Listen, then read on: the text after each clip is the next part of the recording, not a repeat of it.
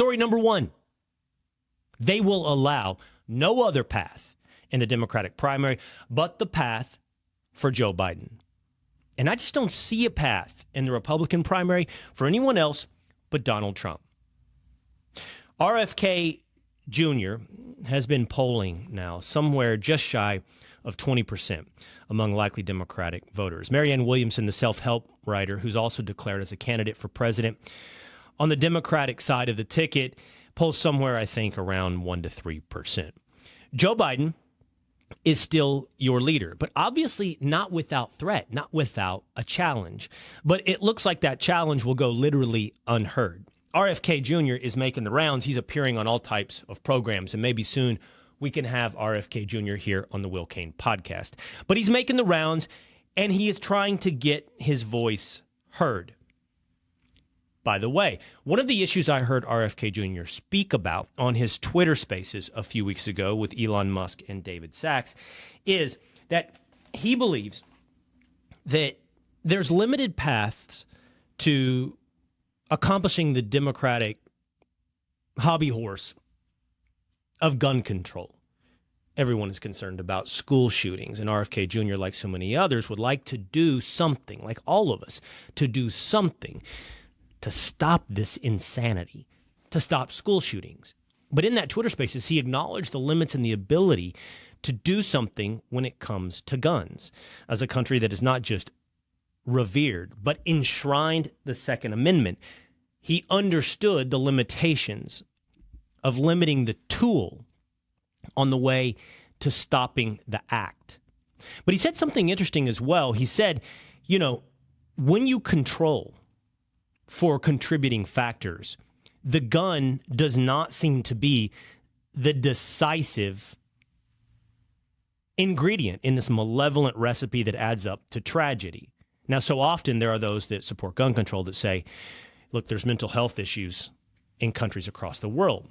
What's the difference? Why don't they have mass school shootings in Denmark? And they say the answer is gun control. But RFK Jr. pointed out that there are countries across the world where guns go unregulated, virtually unregulated, where guns proliferate, like Switzerland, or, say, through most of Africa. But you don't hear in news stories about mass school shootings in Africa or in Switzerland. Instead, RFK Jr., as he is always willing to do, took the controversial and dangerous stance of criticizing, or at least looking into, the willingness to investigate Big Pharma. He wanted to look at the effect of psychiatric drugs on children and these school shootings. And by the way, while we're looking for contributing factors, the United States has always had lax gun laws. We have always been a country that has not just celebrated but enshrined the Second Amendment of the Constitution. And yet, school shootings are a relatively modern phenomenon in the U.S. I mean, we can go back at a period of time in the United States when machine guns, literally fully automatic guns, were legal, and we still don't see the type of tragedy that happens all too often now in America. Gun ownership has gone up over time, but we just haven't seen at other times with high gun ownership this same kind of statistical tragedy. So whether or not it's history or a global survey, we at least ought to have the curiosity, the willingness to look at other contributing factors as to what is causing these school shootings. And RFK Jr. is not just willing, but interested in taking some of those controversial but important contributing factors, curiosity, investigation, into account. Looking at what's going on inside the minds of our children and asking, hey, what kind of drugs might be affecting the minds of our children? On the other hand, by the way, in the Democratic ticket, not yet officially, but lurking in the shadows, is California Governor Gavin Newsom. Gavin Newsom is proposing a 28th Amendment to the United States Constitution. That 28th Amendment would include the following. He wants to include universal background checks when it comes to guns. He wants to raise the minimum firearm purchase age to 21. He wants to institute a waiting period for any firearm purchase. And he wants to bar civilians from purchasing assault weapons. He wants to do this through an amendment to the Constitution, the 28th Amendment. Now, a short, good, guiding light in life, when it comes to public life, when it comes to politics, is whatever's done in the state of California and whatever's done by Gavin Newsom, do the opposite. California is in a state of disarray. Homelessness, crime, inflation, taxes, regulation, embrace of government shutdowns during COVID, at least for anyone except for the absolute elite who get to dine at the French Laundry in the case of Gavin Newsom, or go get their hair done in the case of Nancy Pelosi. California is a state where people are literally fleeing in record numbers. We know this.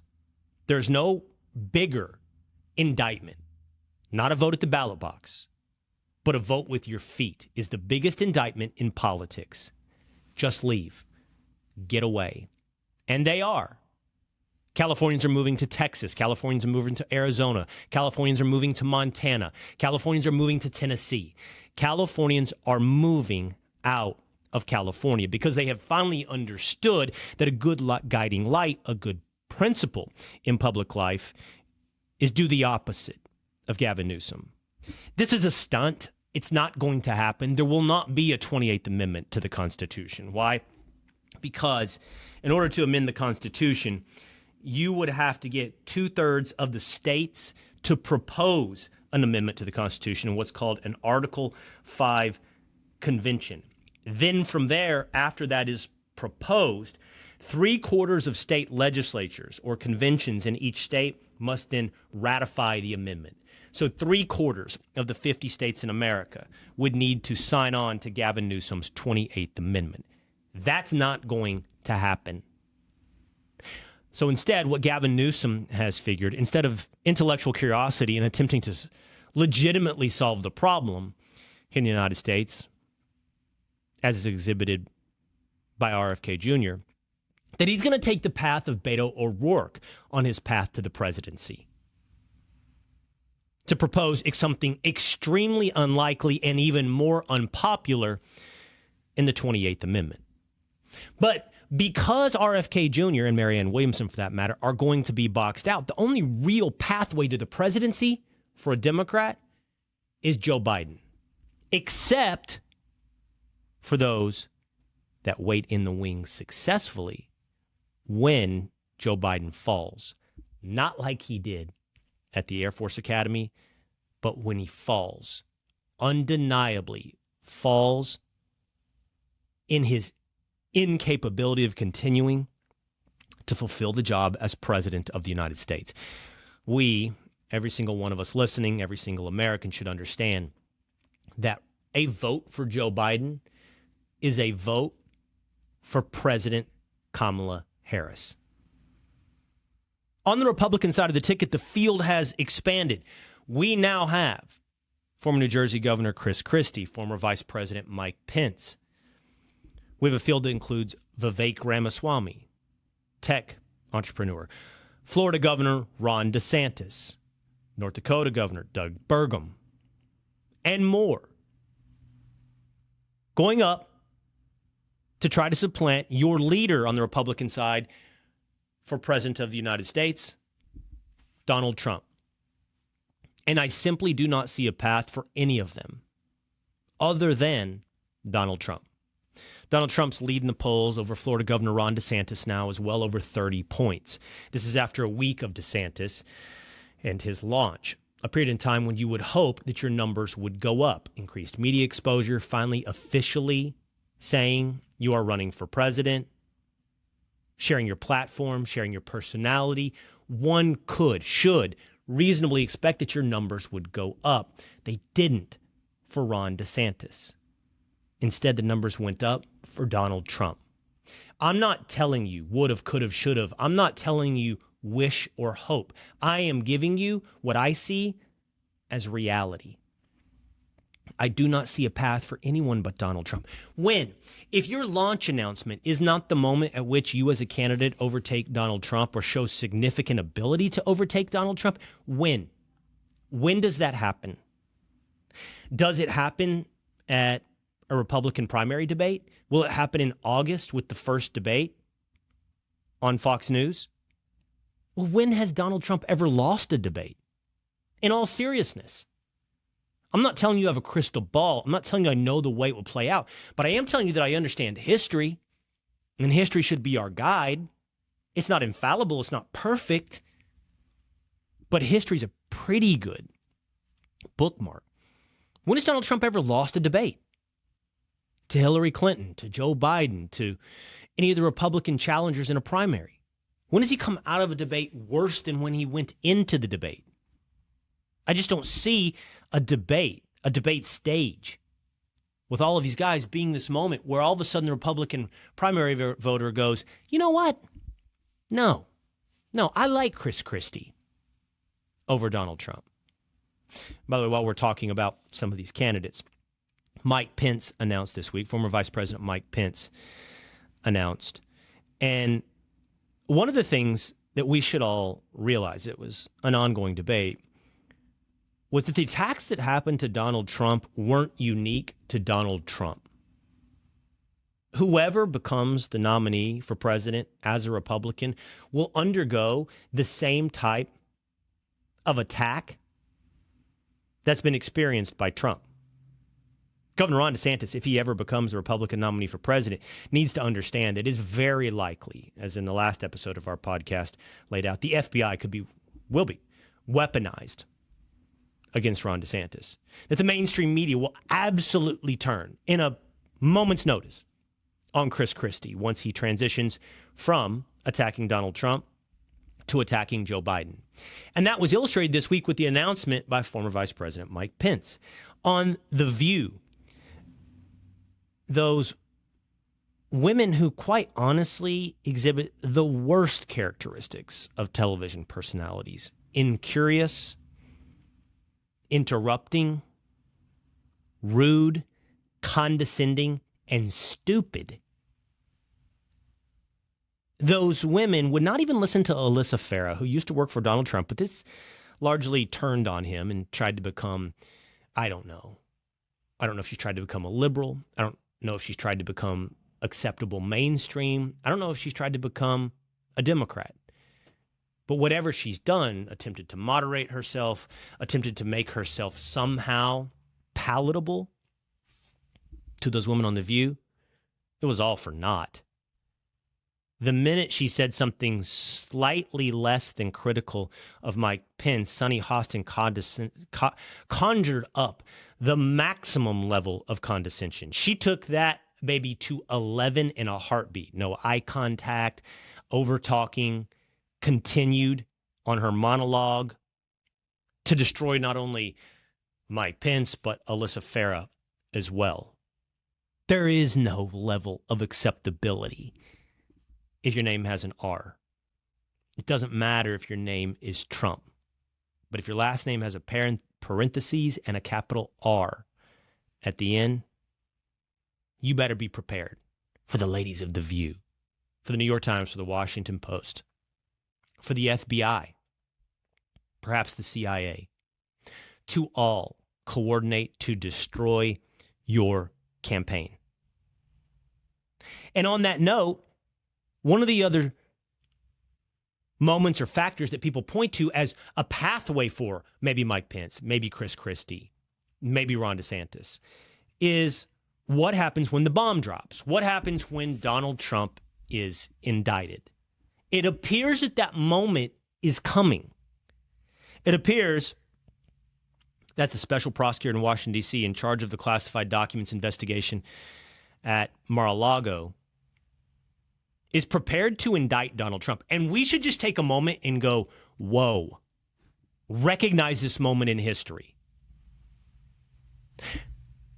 The Attorney General of the United States, Merrick Garland, head of the Department of Justice, working underneath the sitting president of the United States, Joe Biden, is about to indict a former president, but more importantly, the leading opposition candidate for presidency to Joe Biden on what amounts to, in my estimation, fairly weak and frivolous charges. The DOJ just declined to prosecute Mike Pence on classified documents that were kept unsafe outside of Washington, D.C., outside of his office, I believe back in Indiana. The DOJ has shown almost no interest in the President of the United States, Joe Biden, with classified documents in his garage, as President Trump likes to say, next to his Corvette, from his days as vice president. But the DOJ looks like they're going to launch an indictment against a former president and, again, the leading candidate, opposition candidate for president in the midst of a presidential campaign. That is a sad place to be in the United States of America. That is when you start to question the legitimacy of the future of the republic. That is when you start asking yourself whether or not we have now seen the full takeover by one ideology and one party of every, not just every apparatus, but every institution at the federal level of the United States government, in furtherance of a man who can't complete a sentence when meeting with the Prime Minister of the UK, instead calling him Mr. President and then a made-up name.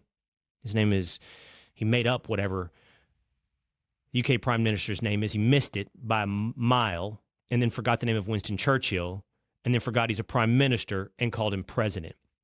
But nothing can get in the way of that man's path to the presidency. Not RFK Jr., not a debate. Not Donald Trump. And in case you think that bomb that will drop will make it better for Ron DeSantis or Chris Christie or Mike Pence, not them either will get in the way of that path to presidency for Joe Biden.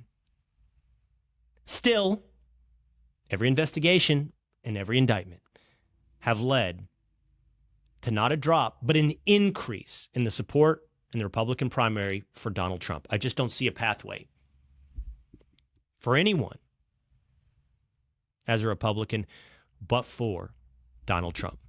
Hey, it's Will Cain. Click here to subscribe to the Fox News channel on YouTube. It's the best way to get our latest interviews and highlights. And click to subscribe to the Will Cain Podcast for full episodes right now.